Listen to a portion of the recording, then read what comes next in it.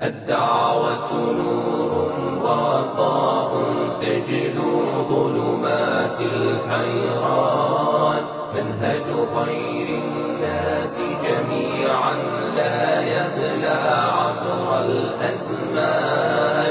الدعوة نور وضاء تجلو ظلمات الحيران، منهج خير الناس جميعا لا يبلى عبر الأزمان. فالحكمة تكسو دعوتنا والرحمة فيها عنوان، ورسول الله يوجهنا أن نتبع هدي القرآن. بسم الله الرحمن الرحيم. الحمد لله رب العالمين وبه نستعين، وصلى الله وسلم على سيد الأنبياء والمرسلين وعلى آله وأصحابه أجمعين ومن تبعهم بإحسان إلى يوم الدين، أما بعد.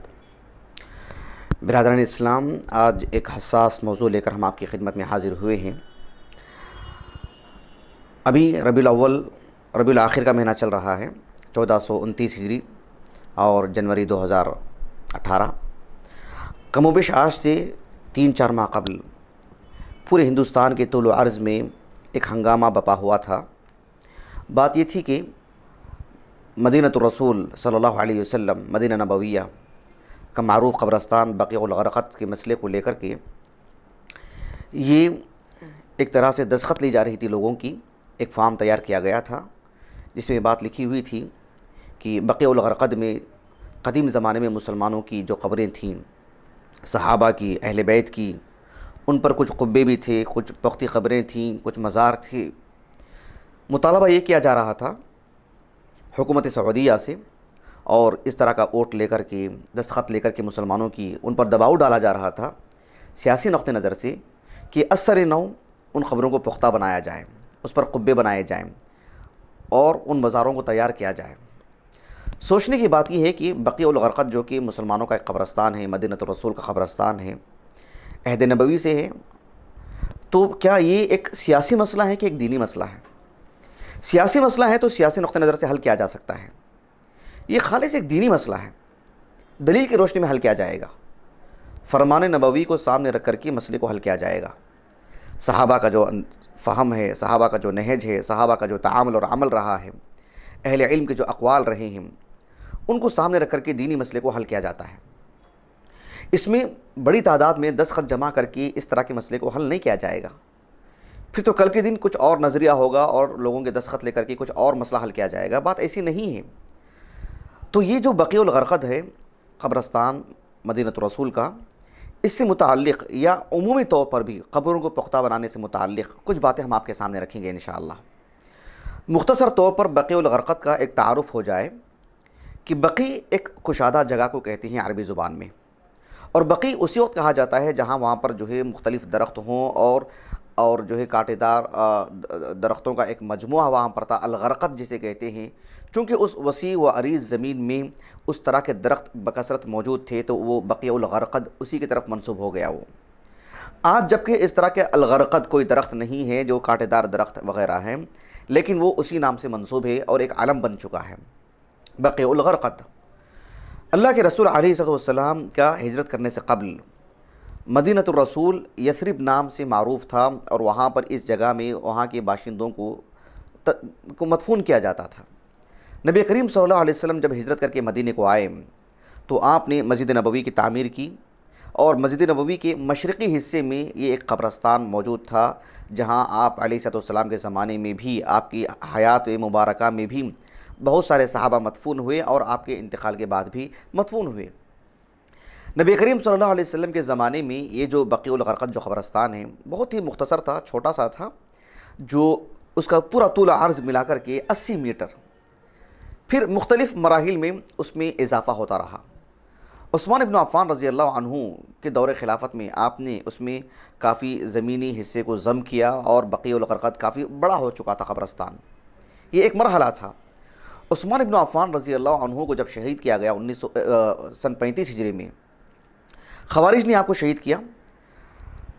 حافظ ابن حجر رحمہ اللہ الاصابہ فی تمییز الصحابہ میں عثمان ابن عفان رضی اللہ عنہ کی ترجمہ حیات میں لکھا ہے کہ آپ نے سب سے پہلے اس زمین کو اضافہ کیا، لیکن جب آپ کو شہید کیا گیا سن 35 ہجری میں، تو ایسی صورت میں خوارج نے آپ کو شہید کیا تو آپ کی تدفین کا بھی مسئلہ بہت ہی مشکل تھا۔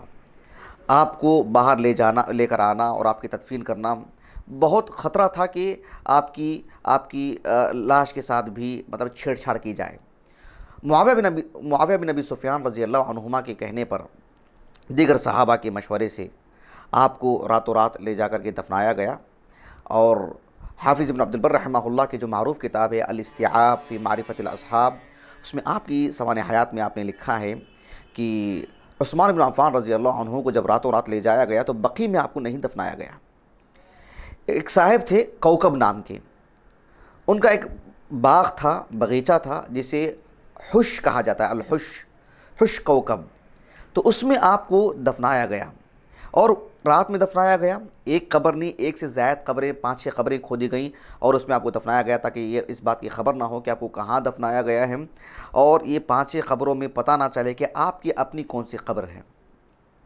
بعد میں وہ جو حصہ تھا جو حش کوکب کے نام سے معروف تھا، کوکب ایک انصاری صحابی ہیں، تو پھر اس زمین کو بھی عام بقیع قبرستان میں ضم کیا گیا، تو بقیع کافی بڑا ہو چکا تھا۔ رسول اللہ صلی اللہ علیہ وسلم کے زمانے میں 80 میٹر کا تھا، دھیرے دھیرے اس میں جو ہے اضافہ ہوتا رہا۔ سب سے زیادہ جو توسیع کا کام ہوا ہے وہ ملک فہد بن عبدالعزیز آل سعود رحمہ اللہ، 2005 میں آپ کا انتقال ہوا تھا، تو ان کے عہد میں 1410 ہجری یعنی 1990 میں بہت بڑے پیمانے پر توسیع کی گئی ہے، جو کہ کم و بیش لگ بھگ یعنی 1,72,962 جو ہے یعنی میٹر جو ہے اس کی جو ایک خاص قسم کی جو ہیئت ہے وہ جو ہے مطلب عمل میں آئی۔ یہ جو معلومات ہم نے آپ کے سامنے رکھی ہیں، یہ دراصل بقیع الغرقد جو قبرستان ہے، اس قبرستان سے جڑا جو حیہ ہے، ہیئۃ الامر بالمعروف والنہی عن المنکر، اس کے ایک سرگرم عالم دین شیخ منصور ابن صالح سلامہ التمیمی حفظہ اللہ نے ایک کتاب ترتیب دی ہے، الاصابہ فی من دفن فی البقیع من الصحابہ۔ اس کتاب کے آغاز میں جو مباحث ہیں اس سے ہم نے معلومات لی ہیں۔ اب دیکھیں شرعی مسئلہ معلوم کرتے ہیں۔ شرعی مسئلے کا کیا مطلب ہے؟ یعنی ایک قبر ہے، قبر میں جو ہے ایک مسلمان کی جو لاش ہے اسے کس انداز میں رکھی جائے گی، کہاں سے رکھی جائے گی، کیسے اس کو قبر کے طور پر اس کی شکل کیا بنے گی، کیا انداز ہوگا، یہ سب اللہ کے رسول علیہ السلام نے یعنی اپنے فرامین میں بتلا چکے ہیں، اور عملی طور پر آپ نے کر کے بتلا چکے ہیں۔ اس سے ہٹ کر کے کوئی اور طریقہ ہم نہیں اپنا سکتے۔ نماز سے متعلق جس طرح سے اللہ کے رسول کا جو عمل ہے وہی مقدم رہے گا علیہ السلام۔ جس طرح سے نماز، روزہ اور حج وغیرہ میں ہمارے اجتہادات، ہماری دلچسپیاں، ہمارے تجربات کو ہم عمل میں نہیں لا سکتے، بالکل ویسی ہی وہ بھی ایک مخصوص عبادت ہے، اسے انجام دینے کے لیے اللہ کے رسول علیہ السلام کی شریعت ہی سے ثابت کرنا پڑے گا۔ اللہ کے رسول علیہ السلام نے یعنی قبر کس طرح سے ہونی چاہیے، آپ کے احکام بھی ہیں، آپ کے فرامین بھی ہیں، آپ کا عملی نمونہ بھی موجود ہے جو آپ نے اپنی زندگی میں قبریں بنائی ہیں، مختلف صحابہ کو دفن کیا ہے۔ اس کے برعکس ہم دیکھتے ہیں اس کے مقابل کہ آپ علیہ السلام نے قبروں کو پختی بنانے سے متعلق، قبروں کو اونچی بنانے سے متعلق، قبروں پر قبے بنانے سے متعلق آپ نے منع فرمایا، نہیں ثابت ہے آپ کی۔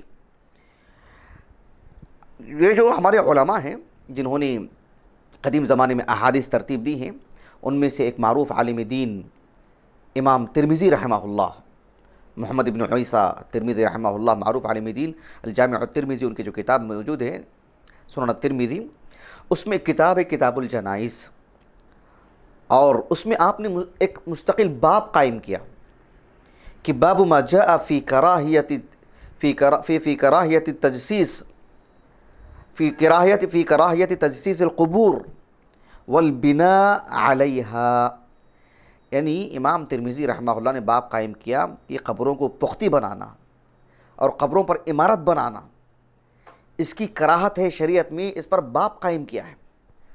اور اس باب کے تحت جو حدیث لائے ہیں وہ جابر ابن عبداللہ رضی اللہ عنہما سے مروی ہیں۔ جابر ابن عبداللہ رضی اللہ عنہما کہتے ہیں کہ نبی کریم صلی اللہ علیہ وسلم نے 4 چیزوں سے منع فرمایا۔ آپ علیہ السلام نے 4 چیزوں سے منع فرمایا کہ ان یجسس علی القبور، یہ قبروں کو پختی بنانا، اس سے منع کیا اللہ کے رسول نے۔ وَأَن يُكْتَبْ عَلَيْهَا، اس پر لکھا جائے، اس سے بھی آپ نے منع فرمایا۔ وَأَن يُبْنَى عَلَيْهَا، اس پر عمارت قائم کی جائے، اس سے بھی منع کیا اللہ کے رسول نے صلی اللہ علیہ وسلم. وَأَن تُؤْتَى، اور اس کو رون کر کے اس پر چل کر کے جائیں، اس سے بھی منع کیا اللہ کے رسول نے صلی اللہ علیہ وسلم. غور طلب بات یہ ہے کہ آپ علیہ السلام نے اسے منع فرمایا، اس منع کا کیا مطلب ہے؟ عمارت بنانے سے، لکھنے سے آپ نے تو قطعاً منع کیا ہے. امام ترمذی رحمہ اللہ نے اپنی جامع میں اس حدیث کو لائے ہیں، اپنی سنن میں، اور شیخ البانی نے صحیح کہا ہے اس کو، امام ترمذی نے بھی حسن کہا ہے. ایک حدیث ہے، ایک اور حدیث ملاحظہ فرمائیے جسے امام مسلم نے اپنی صحیح مسلم میں اور امام ترمذی اپنی ترمذی میں لائے ہیں. اس حدیث پر امام نووی رحمہ اللہ نے اور امام ترمذی نے اپنی جامع میں جو باب قائم کیا ہے وہ یہ کہ الامر بتسویۃ القبر، قبروں کو برابر کرنا، قبروں کو اونچی نہیں بنانی چاہیے، پختی نہیں بنانی چاہیے، اس پر عمارت نہیں قائم کرنا چاہیے. اس حدیث میں ہے کیا؟ ایک تابعی عالم دین ہے ابو الحیاج الاسدی، کنیہ سے مشہور ہیں، حیان ابن حسین ان کا نام ہے، حسین سعد سے. وہ عالم دین بھی تھے اور کمانڈر بھی تھے. وہ کہتے ہیں کہ علی بن ابی طالب رضی اللہ عنہ مجھے بلائے اور بلا کر کے مجھ سے کہا کہ الا ابعثک علی ما بعثنی علیہ رسول اللہ صلی اللہ علیہ وسلم، کیا میں تمہیں وہ ذمہ داری دے کر اس کام کے لیے نہ بھیجوں جس کام کے لیے ایک ذمہ داری دے کر کے اللہ کے رسول نے مجھے کبھی بھیجا تھا صلی اللہ علیہ وسلم. ایک مرتبہ ایک مقام ایک مرحلہ ایسا تھا، ایک مسئولیت دے کر کے اللہ کے رسول نے مجھے بھیجا تھا صلی اللہ علیہ وسلم. آج وہی ذمہ داری میں آپ کے حوالے کر رہا ہوں، کیا انجام دیں گے آپ اس کو؟ اور بھیجا آپ کو، اور کہا کیا ذمہ داری تھی وہ؟ کہا کہ اللہ تدع تمثالا الا طمستہ، جو بھی تم تمثال دیکھو، جو اسٹیچو جو ہوتا ہے کسی کی، یعنی تمثال کہتے ہیں مستقل انسان کا مجسمہ بنانا، جہاں بھی تم ایسے مجسمے دیکھو پھر اس کو تم مطلب اس کا چہرہ ہی مسخ کر دو، توڑ دو اس کو. ولا قبرا مشرفا الا سویتہ، جو بھی قبر جو ہے اوپر دیکھو، بڑی اونچائی میں دیکھو، اس کو برابر کر دو زمین کے، یعنی ایک بالش اتنا ہی بس. اللہ اکبر. صحیح مسلم کی حدیث ہے. علی بن ابی طالب رضی اللہ عنہ کے نام پر، اہل بیت کے نام پر پوری دنیا میں پختی قبریں بنائی جا رہی ہیں. علی بن ابی طالب رضی اللہ عنہ کو اللہ کے رسول نے بھیجا تھا اسی کام کے لیے، اور آپ نے بھی اپنی دور خلافت میں بھیجا تھا اپنے کمانڈروں کو کہ جہاں بھی ایسی قبریں دیکھو، کیونکہ اسلامی سرحد بڑھ رہی تھی، کہا کہ جہاں بھی ایسی قبریں ہوں جو غیر اسلامی طور پر بنائی گئی تھیں انہیں منہدم کر دیا جائے. سبحان اللہ. اس حدیث کو نقل کرنے کے بعد امام ترمذی رحمہ اللہ نے اپنی سنن ترمذی میں باقاعدہ لکھا ہے کہ والعمل على هذا عند بعض اہل العلم کہ یکرہون ان یرفع القبر، کہ اہل علم اس بات کو ناپسند کرتے تھے کہ قبر کسی طرح بھی اونچی ہو، یہ پسند نہیں کرتے تھے. امام ترمذی رحمہ اللہ نے امام شافعی کا بھی قول نقل کیا ہے. امام شافعی رحمہ اللہ فرماتے ہیں کہ مجھے یہ چیز سخت ناپسند ہے.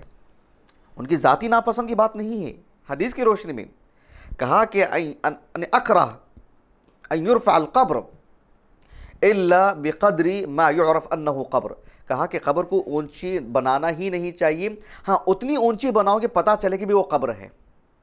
لکی لا تؤطا ولا یجلس علیہا، اتنا کہ جو اس پہ کوئی رون کے نہ چلا جائے کہ بھی قبر نہیں عام زمین ہے، کوئی جا کے بیٹھ نہ جائے کہ قبر نہیں عام زمین کا حصہ ہے.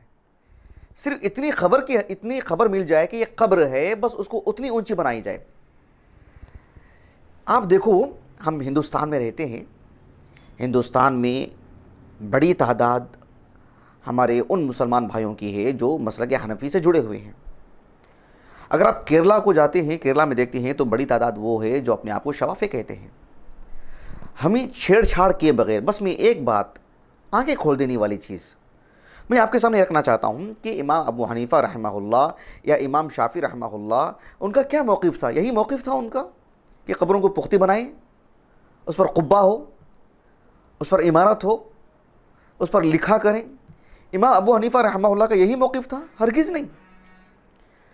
اسی لیے اہل علم کہتے ہیں، معروف جو علماء ہیں وہ یہی کہتے ہیں کہ یہ دور حاضر میں ایک قدیم زمانے سے بھی جتنے بھی احناف ہیں، جتنے بھی شوافے ہیں یا دیگر مسلک سے جڑے جو علماء ہیں، میں عوام کی بات نہیں کر رہا ہوں، علماء کی میں بات کر رہا ہوں، یہ فروع میں حنفی ہیں، فروع میں شافعی ہیں، اصولی مسائل میں حنفی نہیں ہیں، اصولی مسائل میں شافعی نہیں ہیں. آپ دیکھیے اس ایک مسئلے کو لیجیے آپ، دیگر مسائل میں بھی وہ ہمارا موضوع نہیں، سر دست اس مسئلے کو لیجیے آپ دیکھو امام ابو حنیفہ رحمہ اللہ کے ایک قداور شاگرد، ایک لائق تلمیذ امام محمد رحمہ اللہ، بہت بڑے عالم دین، سب جانتے ہیں امام ابو حنیفہ رحمہ اللہ کے تلمیذ خاص۔ آپ کی کتاب کتاب الآثار، کتاب مطبوع ہے 2 جلدوں میں، ہمارے پاس موجود ہے الحمدللہ۔ اس کتاب میں ایک حصہ ہے کتاب الجنائز، باب دفن المیت، اس عنوان کے تحت امام محمد رحمہ اللہ ابو حنیفہ رحمہ اللہ سے روایت کرتے ہیں۔ امام ابو حنیفہ رحمہ اللہ اپنے استاد حماد ابن سلیمان سے، اور وہ ابراہیم النخعی سے رحمہم اللہ اجمعین۔ وہ آگے لکھتے ہیں کہ یہ قطعاً ناپسند ہے کہ قبروں کو اونچا کیا جائے، قبروں کو بڑی بنائی جائے، پختی بنائی جائے، قبروں کا جو ہے مطلب اس کی اونچائی بہت زیادہ ہو، الا یعرف انہ قبر، بس اتنی سی بات ہو کہ وہ قبر ہے یہ معلوم ہو جائے تو بات کافی ہے۔ اس اثر کو، اس قول کو لانے کے بعد امام محمد رحمہ اللہ کہتے ہیں کہ وَبِهِ نَأْخُذ، ہمارا یہی موقف ہے، ہمارا یہی موقف ہے، اور کہا کہ وَلَا نَرَىٰ أَن يُزَادْ إِلَّا مَا خَرَجَ مِنْهُ، کہ یہ قبر جو ہے قبر کے حد تک ہی معلوم ہونی چاہیے، اس سے زیادہ قبر نہیں بننی چاہیے، اس میں اونچائی نہیں آنی چاہیے۔ امام محمد رحمہ اللہ نے کہا کہ ہم سخت ناپسند کرتے ہیں، ہم سخت ناپسند کرتے ہیں کہ ان تجسس القبور، کہ قبروں کو پختہ بنایا جائے، سخت ناپسند کرتے ہیں۔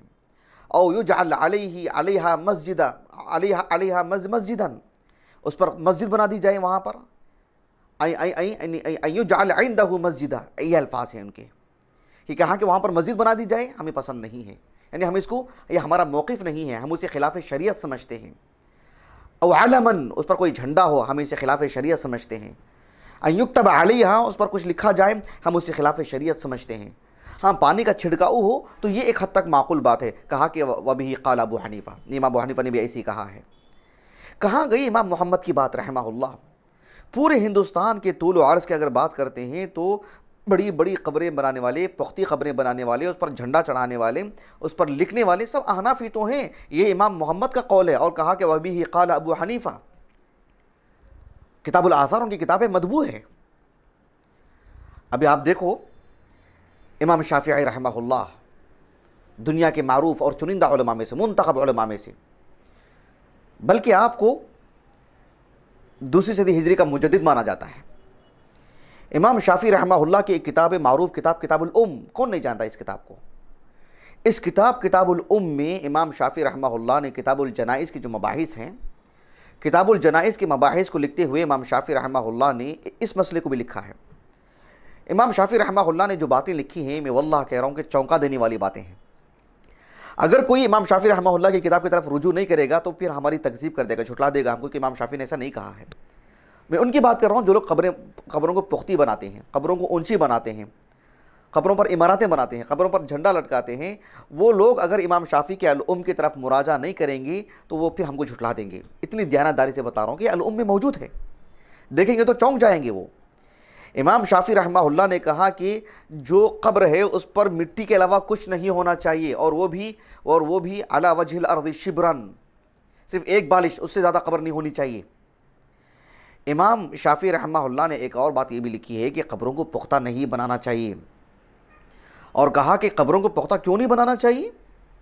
اس لیے کہ اس میں زینت اور فخر و غرور کی شبیہ نظر آتی ہے، ایسے معلوم ہوتا ہے کہ زینت ہے یہ۔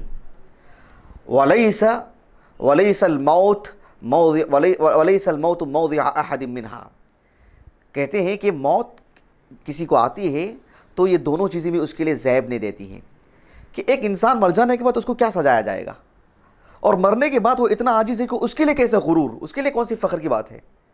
کہا کہ اس طرح کی پختی قبریں بنانا اور اس پر عمارتیں بنانا یہ ایک مرے ہوئے آدمی کی زینت اور مرے ہوئے آدمی کے حق میں فخر و غرور کی بات ہے، اور دونوں چیزیں اس کے لیے جچتی ہی نہیں ہیں۔ خیر یہ تو بات ہے عام۔ اس سے بڑی بات جو کہی ہے امام شافعی رحمہ اللہ نے، کہا کہ میں مدینہ نبویہ گیا، میں ولم ارا قبور المہاجرین والانصار مجسسہ، میں نے انصار و مہاجرین کی قبروں کو پختی قبریں نہیں دیکھا میں نے۔ امام شافعی کہتے ہیں رحمہ اللہ، مطلب یہ ہوا کہ ان کی قبریں پختی نہیں ہیں، وہ سب سے متفقہ طور پر اللہ کے اولیاء ہیں وہ۔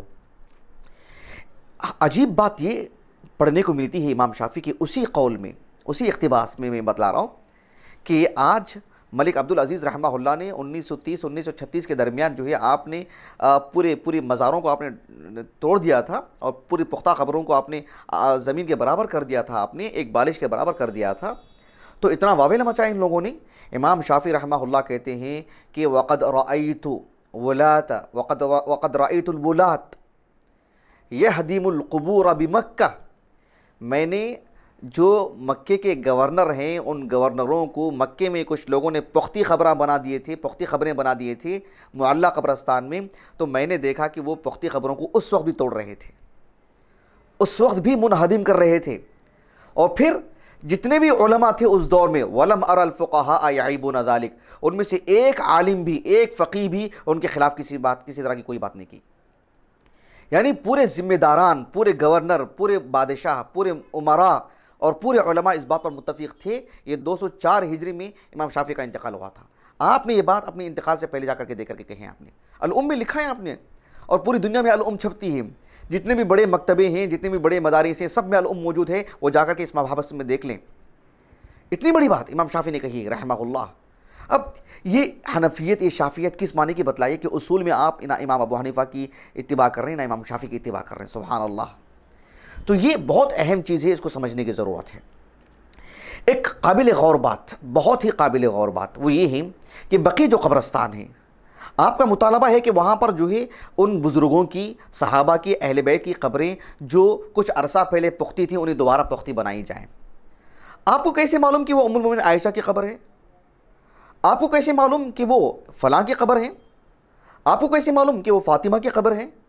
آپ کو کیسے معلوم کہ وہ جو ہے یعنی امام جعفر صادق کی قبر ہے؟ آپ کو کیسے معلوم؟ کس نے کہا آپ کو؟ یہ کسی کو نہیں معلوم کہ کون سی قبر کہاں ہے. میں ایسے نہیں بتلا رہا ہوں آپ کو. ہم تو 1429 ہجری میں گزر رہے ہیں. میں آپ کو تاریخی حوالے سے بتلاتا ہوں.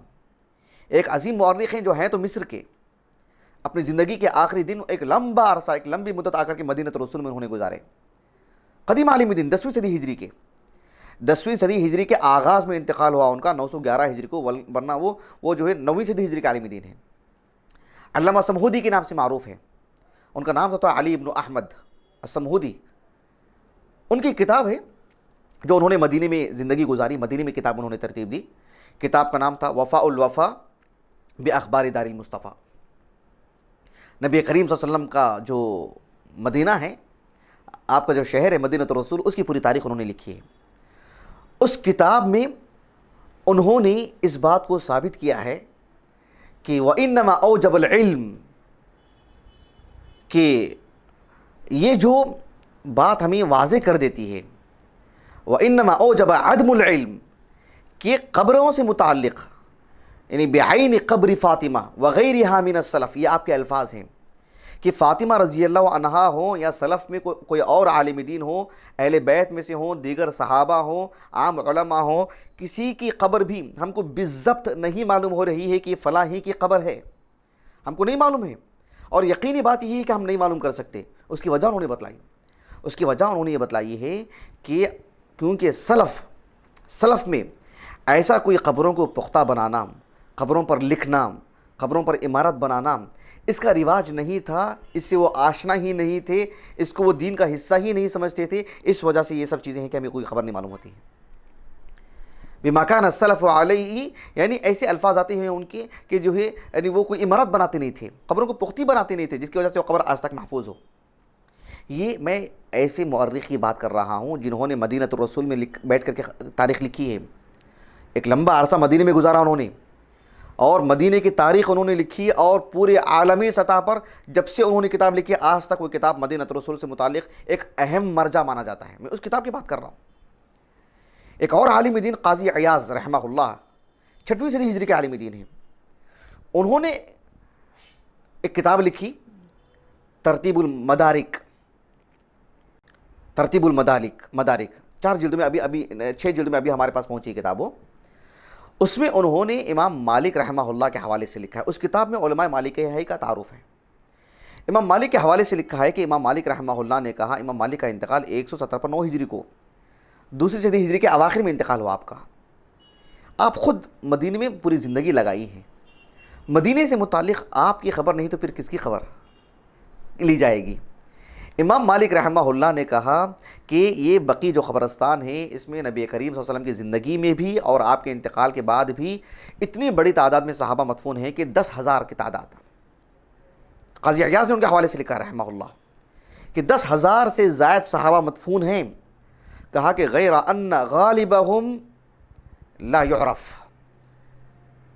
یعرف وہ بھی کیسے کہ عین قبرہ ولا جہتہ، یعنی ان میں کی جو 10,000 سے زائد صحابہ کے مدفون ہیں ان میں سے بیشتر قبریں ایسی ہیں بالضبط کس کی قبر نہیں معلوم ہے. یعنی دو چیز امام مالک نے کہا رحمہ اللہ، ایک تو کہ اتنا بڑا قبرستان ہے اس میں یہ قبر کس کی، یہ قبر کس کی، یہ قبر کس کی بالضبط نہیں معلوم ہے، نمبر ایک. نمبر دو یہ ہے کہ اگر کسی کا نام معلوم ہے آپ کو کہ جو ہے وہ یہی مدفون ہے، جیسے کوئی بولے کہ امام ام المومنین عائشہ رضی اللہ عنہ بقی میں مدفون ہے، لیکن آپ کو یہ نہیں معلوم کہ کہاں ہے ان کی خبر نہیں معلوم. خبر تو سامنے موجود ہے لیکن کس کی وہ بھی نہیں معلوم. دونوں نہ ہوئے سے امام مالک رحمہ اللہ نے کہا. امام مالک رحمہ اللہ نے اس کی وجہ جو بتلائی ہے وہ بہت اہم ہے. کہا کہ لاجتناب السلف بالبناء و تجسیس القبور، ایسے الفاظ ہیں کہ کیونکہ سلف عمارتیں بنانے سے متعلق، پختی قبریں بنانے سے متعلق اجتناب کرتے تھے، اور پھر مع طول الزمان، اور اتنی لمبی مدت آج سے گزر چکی ہے ہم کو نہیں معلوم ہے کہ کسی قبر کہاں ہے. یہی بات عمدۃ الاخبار میں بھی فی مدینۃ الاخیار، یہ جو کتاب ہے معروف ایک مؤرخ ہیں احمد بن عبد الحمید العباسی، انہوں نے سیرت کی کتاب لکھی، مختصر سی سیرت کی کتاب ہے، قدیم نسخہ ہے ہمارے پاس ہو. اس میں ذکر البقیع ایک مستقل فصل قائم کی، بقیع سے متعلق پوری خبریں انہوں نے دی، اور اس میں انہوں نے بھی اس بات کو جو قاضی عیاض کی رحمہ اللہ ترتیب المدارک کے حوالے سے نقل کیا ہے. اتنی موثوق ذرائع سے ہم نے آپ کے سامنے بات رکھی ہے. بالضبط کسی کو نہیں معلوم کہ کس کی قبر کہاں ہے، اور آج تو یہ چیز اور اوجھل ہے، کسی کو نہیں معلوم کس کی قبر کہاں ہے. ایک حیران کن بات ہے. یہاں ایک بات میں آج مجھے آپ کو یہ بھی بتلانا ہے کہ قبریں نہیں معلوم ہیں یہ اللہ کا احسان ہے کہ کس کی قبر کہاں ہے، اس لیے کہ یہی وجوہات ہیں جن کی بنا پر قبروں کی پوجا ہوتی ہے، مزار بنائے جاتے ہیں، قبروں کو پختہ بنایا جاتا ہے. اسی لیے ہم دیکھتے ہیں کہ جتنے بھی ہمارے سلف ہیں، جتنے بھی نیک اور صالح لوگ ہیں، انہوں نے اپنی قبروں سے متعلق خوف کا اظہار کیا کہ ہماری قبریں لوگوں کے سامنے نہ آ جائیں، اس لیے کہ لوگ آج نہیں کل اس کی بات کرنا شروع کر دیں گے. میں تاریخی طور پر 2-3 حوالے آپ کے سامنے رکھتا ہوں. امام مالک رحمہ اللہ کی ایک کتاب ہے عظیم کتاب الموطا، اس میں کتاب الجنائز میں امام مالک رحمہ اللہ نے ایک مرسل روایت لے کر کے آئے ہیں جو کہ سندن صحیح ہے مرسل ہونے کے اعتبار سے. البتہ اسی روایت کو امام ابو بکر البزار رحمہ اللہ نے موصولا لے کر کے آئے ہیں حدیث ابو ہریرہ رضی اللہ عنہ کی مسند میں. شیخ سلیم بن ہلالی حفظہ اللہ نے جو موطا کی جو انہوں نے جو ہے مطلب یعنی اس پر تخریج کا جو کام کیا ہے اس میں انہوں نے یہ بات لکھی ہے. اب دیکھیں بات کیا ہے اس میں کہ اللہ کے رسول نے صلی اللہ علیہ وسلم اللہ سے دعا کی تھی کہ اللہم لا تجعل قبری وثنا یعبد، کہ اے اللہ تو میری قبر کو وثن نہ بنا دے، یعنی میری قبر ایک عبادت کی جگہ نہ بن جائے کہ لوگ آئیں اور میری قبر پر جو ہے میری قبر ایک مورتی کی شکل اختیار کر جائے اور لوگ آ کے وہاں کی عبادت کرنے لگ جائیں. یہ اللہ کے رسول نے کہا ہے صلی اللہ علیہ وسلم. آپ علیہ السلام کو کس سے خوف تھا؟ غیر مسلمین سے، کفار سے خوف تھا آپ کو کہ اللہ کے رسول علیہ السلام کو تو زندگی میں آپ کو نبی نہیں مانے اور آپ علیہ السلام کی تعلیمات کو چھوڑ دیں گے لیکن آپ کی قبر کی عبادت کریں گے آپ کو مقدس مانیں گے؟ نہیں، آپ کو اس کا خوف نہیں تھا. اسی لیے اللہ کے رسول نے کہا صلی اللہ علیہ وسلم کہ اشتد غضب اللہ علی قوم، اللہ کا غصہ ایسے لوگوں پر بہت سخت جنہوں نے اتخذوا قبور انبیائہم مساجد. یہی ڈر تھا اللہ کے رسول کو.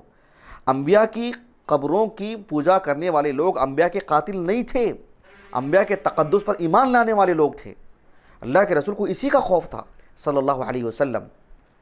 اب قدیم زمانے میں دیکھو، صحیح بخاری میں ایک کتاب ہے کتاب التفسیر، بہت معروف کتاب، یعنی صحیح بخاری معروف کتاب ہے. اس میں جو کتاب التفسیر ہے اس میں ایک آیت کریمہ ہے سورۃ النوح کی کہ وَقَالُوا لَا تَذَرُنَّ آلِهَتَكُمْ وَلَا تَذَرُنَّ وَدًّا وَلَا سُوَاعًا وَلَا يَغُوثَ وَيَعُوقَ وَنَسْرًا.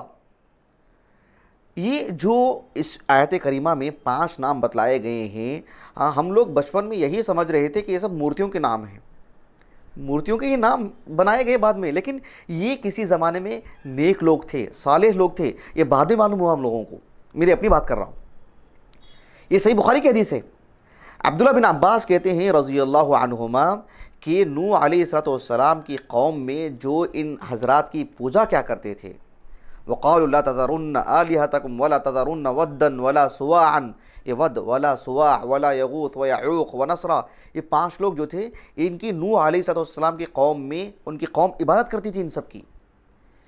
ان سب کی عبادت کہاں سے آئی، پوری تاریخ بتلائی ہے عبداللہ بن عباس نے رضی اللہ عنہما۔ عبداللہ بن عباس رضی اللہ عنہما کہتے ہیں کہ نوح علیہ السلام سے کافی پہلے کہا کہ هذه اسماء رجال صالحین فی قوم نوح، یہ جو 5 نام ہیں، یہ 5 نام نوح علیہ السلام کی قوم جو ان سے قبل کے جو لوگ تھے ان میں ایک نیک لوگ تھے، 5 لوگ نیک لوگ تھے، صالح لوگ تھے، مسلمان تھے، یہ لوگ متقی لوگ تھے، اہل اللہ تھے یہ سب۔ ان کا جب انتقال ہو گیا تو پھر شیطان آیا، شیطان آ کر کے ان کے دل میں بات ڈالی اور ان کے دل میں وسوسہ پیدا کیا کہ ان کا اسٹیچو بنایا جائے اور پھر بنا کر کے وہاں رکھا جائے جہاں یہ لوگ بیٹھا کرتے تھے، اور آپ کو کیا کرنا ہے، صرف ان کو یاد کرنا ہے کہ انہی کی وجہ سے آج ہم کو دین ملا ہے۔ یہ لوگ تھے تو حالات اچھے تھے، ان کے جانے کے بعد بدحالی شروع ہو چکی ہے۔ عبادت مت کرو ان کی، صرف ان کا ایک اسٹیچو بنا کر کے نصب کر دو، اور پھر آپ ان کو نام دے دو، یہ ود ہیں، یہ سوا ہیں، یہ یغوث ہیں، یہ یعوق ہیں، اس طرح سے۔ یہی چیز تھی، جب وہ 5 لوگ ہلاک کر گئے ایک ایک کر کے، انتقال ہو گیا ان کا، تب یہ چیزیں سامنے آئیں۔ عبداللہ بن عباس رضی اللہ عنہما کہتے ہیں کہ اس وقت تک ان کی عبادت نہیں ہوتی تھی، لوگ صرف ان کو بنا کے رکھے تھے صرف یاد کرنے کے لیے، ورنہ عبادت تو اللہ ہی کی کرتے تھے۔ لیکن ان لوگوں نے جو اپنے ہاتھوں سے اسٹیچو بنا کر کے صرف یاد دہانی کے طور پر رکھا کرتے تھے ان کو، کہ ان کو دیکھتے ہیں تو اللہ یاد آ جائے گا اور ہم اللہ کے دین کے قریب آ جائیں گے، جب یہ لوگ بھی چلے گئے، کہا کہ ان کی عبادت نہیں ہوئی، کب تک؟ حتی ہلک، یہ لوگ حتی ہلک اولئک، جب یہ سب کے سب لوگ جنہوں نے اپنے ہاتھوں سے اپنے بزرگوں کی جو مطلب مجسمہ بنائے تھے، یہ لوگ بھی جب دنیا سے ایک ایک کر کے چلے گئے، وتنسخ العلم، اور علم بھی دھیرے دھیرے مٹتا چلا گیا، تب جا کر کے یعبد، ان کی عبادت ہونے لگی۔ یہی بات ہے، اللہ المستعان، ایسے ہی ہوتا ہے۔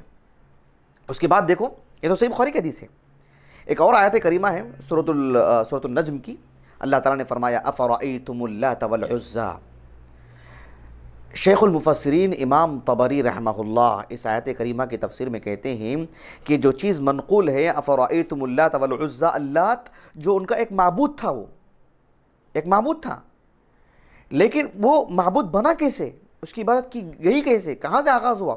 کہا کہ کان رجلا یلت السویق للحجاج، وہ حاجیوں کے لیے ستو گھول کے پلایا کرتا تھا، وہ ستو دیا کرتا تھا، وہ حاجیوں کے لیے، ایک نیک آدمی تھا۔ کہا کہ جب یہ فلما مات عکفوا علی قبرہ فعبدوہ، جب اس کا انتقال ہو گیا تو لوگ اس کی قبر کی مطلب وہاں جا کے بیٹھنے لگے، وہاں جا کے اعتکاف کرنے لگے، اسے چمٹ کر کے رہنے لگے، پھر دھیرے دھیرے اس کی عبادت شروع ہو گئی۔ ایسے ہی ہوتا ہے، اللہ کے رسول نے صلی اللہ علیہ وسلم اسی خوف کا اظہار کیا۔ آج بقیع الغرقد میں ہمارے بزرگوں کی، اللہ کے اولیاء کی، صحابہ کی، تابعین کی، ان نیک بخت لوگوں کی جو قبریں مخفی ہیں، یہ اللہ کا بہت بڑا احسان ہے، ورنہ جہاں اللہ کے رسول نبی بنا کے بھیجے گئے وہ دنیا کا سب سے بڑا مزاروں کا اڈا ہوتا۔ یہ اللہ کا احسان ہے، اللہ نے بچایا الحمدللہ۔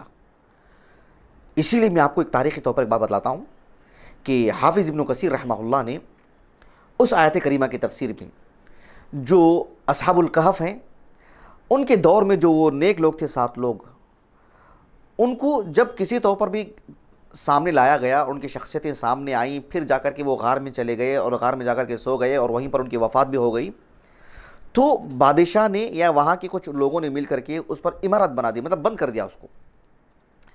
اللہ سبحانہ و تعالیٰ نے اس آیت کریمہ میں بیان فرمایا کہ وَكَذَلِكَ أَعْثَرْنَا عَلَيْهِمْ لِيَعْلَمُوا أَنَّ وَعْدَ اللَّهِ حَقٌّ وَأَنَّ السَّاعَةَ لَا رَيْبَ فِيهَا إِذْ يَتَنَازَعُونَ بَيْنَهُمْ أَمْرَهُمْ فَقَالُوا ابْنُوا عَلَيْهِمْ بُنْيَانًا رَبُّهُمْ أَعْلَمُ بِهِمْ قال الذين غلبوا على امرهم لنتخذن عليهم مسجدا، یعنی جو لوگ ان پر قابض ہو گئے، ان پر اپنی پکڑ لا لیے، ان لوگوں نے کہا کہ ہم اس کے قریب میں ایک مسجد بنائیں گے یا وہاں پر عبادت گاہ بنائیں گے۔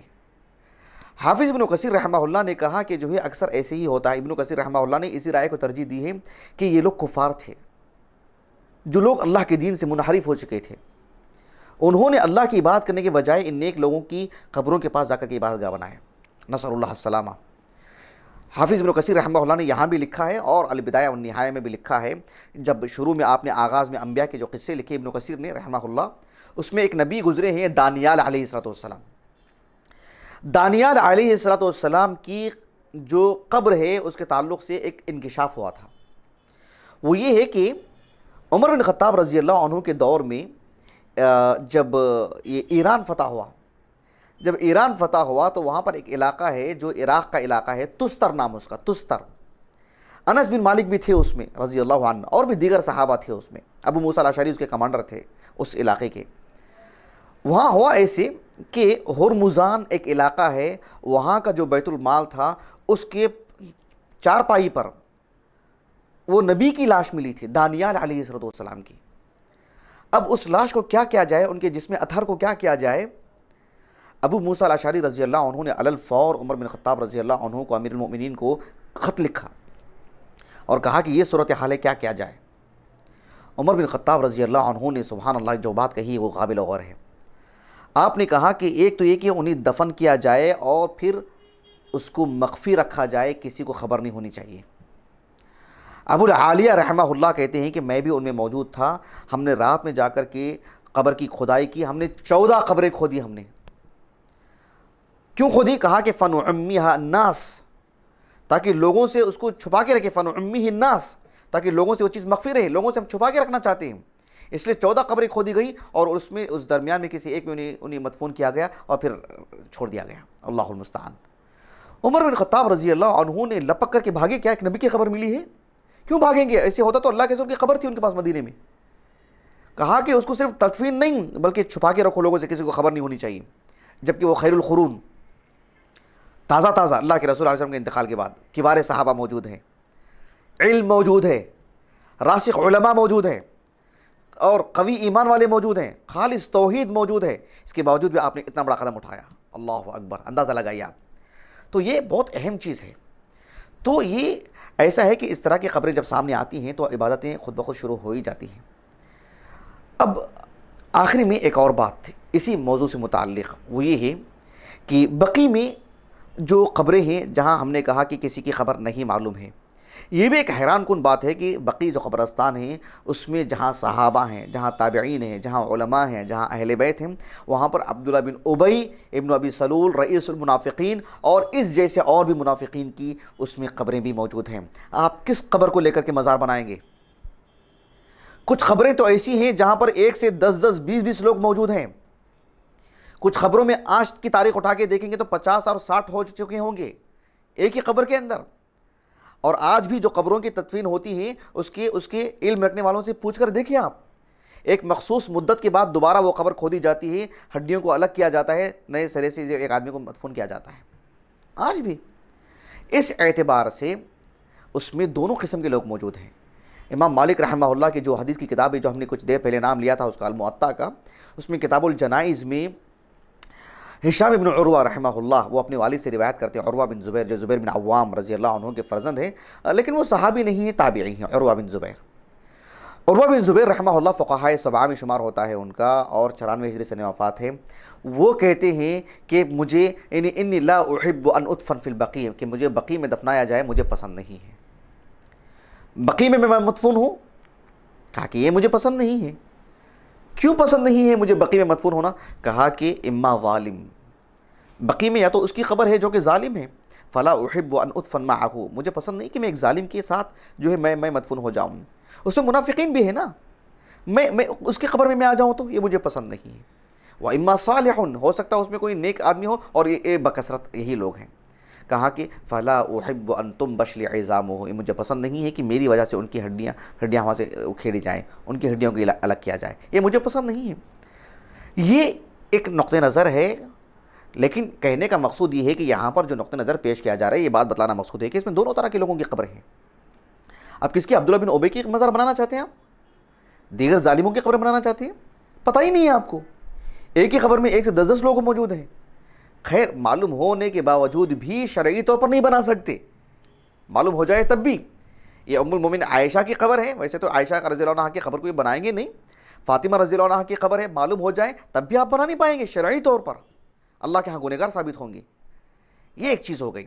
آخر میں ایک چیز وہ یہ ہے کہ آج سے کم و بیش 80 سال 90 سال قبل ہم دیکھتے ہیں کہ ملک عبدالعزیز رحمہ اللہ ان کی قبر کو نور سے منور فرما دے، اللہ ان کے حسنات کو قبول فرمائے، اللہ ان کے تسامحات کو صرف نظر فرمائے، اور ہمارا یقین ہے کہ اللہ سبحانہ و تعالیٰ نے انہیں معاف فرما دے گا اور فرما دیا ہوگا۔ اللہ تعالیٰ ان کی مغفرت فرمائے۔ بڑے عظیم بادشاہ اور سلفی نقطہ نظر کے بادشاہ اور صحابہ کے نقش قدم پر چلنے والے بادشاہ، آپ نے جو بڑے بڑے جو ایکشن لے اپنی زندگی میں، اس میں سے ایک یہ بھی تھا کہ آپ نے پورے قبروں کو منہدم کیا، آپ نے جذبات میں آ کے نہیں کیا، آپ نے چھیڑ چھاڑ نہیں کیا، آپ نے مؤقر اہل علم سے فتاوے جمع کیا، آپ نے علماء سے مشورہ کیا، آپ نے نصوص سامنے تھے آپ نے اپنی طاقت کا پورا استعمال کیا اور صحیح استعمال کیا، اور آپ نے منہدم کیا، اور یہ بھی کہا کہ اگر نص پیش کر دیا جائے، فرمان نبوی پیش کر دیا جائے، اس ضمن میں کوئی آیت پیش کر دی جائے کہ ہمارا اقدام غلط ہے اور جو بنانا تھا وہی صحیح تھا، تو پھر ہم اس کو اثر و اچھے سے بنا دیں گے، بہترین انداز میں بنا دیں گے۔ یہ بہت بڑا اقدام تھا آپ کا، اللہ اکبر، الحمدللہ، طاقت کا صحیح استعمال تھا، یہ ایک چیز تھی۔ اس ضمن میں ہوا کیا کہ آپ قدیم جو آج سے تقریباً 70-80 سال پہلے کی مجلات وغیرہ پڑھیں گے تو آپ کو معلوم ہوگا کہ مستقل طور پر 2 سال تک ہندوستان میں احتجاج کیا گیا، بر صغیر میں، ابھی ہندوستان پاکستان کے بٹوارے سے پہلے۔ یہ جو قبوری لوگ ہیں اور جو شیعہ ہیں، انہوں نے احتجاج کیا کہ یہ حج تک کے لیے نہیں گئے لوگ، اس بادشاہت پر زور ڈالنے کے لیے، دباؤ ڈالنے کے لیے 2 سال تک حج نہیں کیا انہوں نے۔ ایک صاحب تھے جو دلی میں تھے، خواجہ حسن نظامی، 1955 میں انتقال ہوا ان کا، ان کی ایک میگزین نکلتی تھی صوفی نام کی، میگزین کا نام صوفی، اس میں انہوں نے ایک مستقل طور پر اس میں ایک کالم جو ہے لکھا انہوں نے کہ اللہ، بہت کچھ لکھا، ایک بات انہوں نے یہ بھی لکھی کہ جو ہے اللہ تعالیٰ اس حکومت کو برباد کرے، اس کو مطلب عذاب نازل ہو وغیرہ وغیرہ۔ مولانا ثناء اللہ امرتسری رحمہ اللہ نے جو اخبار اہل حدیث، وہ بھی ایک مجلہ نکالتے تھے اور بڑے قداور عالم دین اور بہت عمدہ اخلاق کے عالم دین، آپ نے یعنی میں اخبار اہل حدیث سے براہ راست سے پڑھا تھا، میں غالباً 1937 وغیرہ کا ہے جتنا مجھے یاد آ رہا ہے۔ مولانا ثناء اللہ امرتسری رحمہ اللہ نے یعنی ایک جو کالم تھا، اس میں ایک حصہ تھا ایک صفحے کا، وہ اس میں آپ نے لکھا کہ صوفی جو مجلہ ہے، اس میں یہ بات لکھی گئی ہے کہ بہت کچھ جو ہے بد دعائیں کی گئیں ملک عبدالعزیز رحمہ اللہ کی اس بادشاہت پر اور آپ کی اس حکومت پر۔ تو مولانا ثناء اللہ امرتسری رحمہ اللہ نے کہا کہ آپ کو اتنی بد دعائیں کرنے کی کیا ضرورت ہے؟ اللہ رب العالمین نے قرآن مجید میں فرمایا، سورۃ الانبیاء سورۃ الحج میں، وَمَن يُرِدْ فِيهِ بِإِلْحَادٍ بِظُلْمٍ نُذِقْهُ مِنْ عَذَابٍ أَلِيمٍ، کہ حرمین کی جب بات آتی ہے تو پھر اس میں کوئی گناہ کی بات نہیں، صرف گناہ کا ارادہ بھی کر لے تو اللہ تعالیٰ اسے عذاب دے گا۔ اگر ملک عبدالعزیز رحمہ اللہ نے گناہ کا ارادہ یا گناہ بھی انجام دے لیے ہیں تو آپ کو بد دعا کرنے کی کیا ضرورت ہے؟ اللہ تعالیٰ مواخذہ کرے گا ان کا، اللہ پکڑ لے گا ان کو۔ ہاں، مان لو ان کا کام صحیح ہے اور حقیقت میں صحیح ہے، کتاب و سنت کے موافق ہے، تو اللہ تعالیٰ جیسے آپ نے بد دعا کی، میں دعا دیتا ہوں کہ اللہ تعالیٰ انہیں ترقی دے، انہیں مستحکم کرے، انہیں قوت بخشے۔ اور آخر میں ایک سوالیہ نشان تھا، کیا اس پر صوفی آمین کہے گا؟ اس پر جو آپ نے اپنے کالم کو ختم کیا۔ بہرحال یہ ایک چیز ہے، ہم نے آپ کے سامنے اس حقیقت کو واضح کرنا چاہا، یہ مطالبہ کتنا مضبوط ہے یا کتنا کھوکھلا ہے۔ یہ مسئلہ سیاسی نہیں ہے، دینی ہے، اس لیے ہم نے آپ کے سامنے نصوص پیش کیے، علماء کے اقوال پیش کیے، تاریخی حوالے سے پیش کیے، اور سب چیزیں ہم آپ کے سامنے رکھے ہیں۔ اس کے باوجود بھی اگر کوئی اس کو درست نہیں مانتا ہے، اس پہ عمل نہیں کرتا ہے، ہم یہی کہیں گے کہ جو ہے ہم نے ہر نقطہ نظر سے اس چیز کو بیان کر دی ہے۔ اب جس کو دلیل کی روشنی میں جینا چاہے دلیل کی روشنی میں جی، دلیل کی بنیاد پر کسی کو ہلاک ہونا ہو تو ہلاک ہو جائے۔ جی بہرحال اللہ تعالیٰ سے دعا ہے کہ اللہ سبحانہ و تعالیٰ ہمیں کتاب و سنت کی روشنی میں دین کے ہر معاملے پر عمل کرنے کی توفیق عطا فرمائیں، اور اس نقطہ نظر سے بھی کہ یہ ایک تاریخی مسئلہ ہے، دینی مسئلہ ہے، اس کو اللہ تعالیٰ سمجھنے کی ہمیں قوت بخشے۔ آمین۔ سبحانک اللہم و بحمدک، اشہد ان لا الہ الا انت، استغفرک و اتوب الیک۔ اور مزید ویڈیوز کو دیکھنے کے لیے آپ ہمارے YouTube چینل کو سبسکرائب کریں۔ فجزاکم اللہ خیرا۔